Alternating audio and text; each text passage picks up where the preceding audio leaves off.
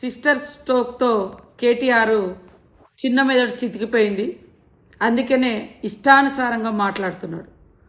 కాళేశ్వరం విషయంలో కమిషన్లు తీసుకున్నప్పుడు గుర్తురానటువంటి మరి భయం, ఈరోజు కమిషన్ ముందుకు రావడానికి మాత్రం భయపడుతున్నారు. దాన్ని కప్పిపుచ్చుకోవడం కోసం ఈరోజు పిచ్చి పిచ్చిగా కాంగ్రెస్ పార్టీ బాంబులు పెట్టిందని మాట్లాడుతున్నాడు. కాళేశ్వరానికి నువ్వు అధికారంలో ఉండి ఎందుకు నిరూపించలేకపోయినావో ఒక్కసారి కేటీఆర్ గారు ఆత్మ పరిశీలన చేసుకొని ఈ అబద్ధాల పునాదుల మీద వాస్తవాలను కప్పిపుచ్చే ప్రయత్నం చేస్తూ ఉన్నావు.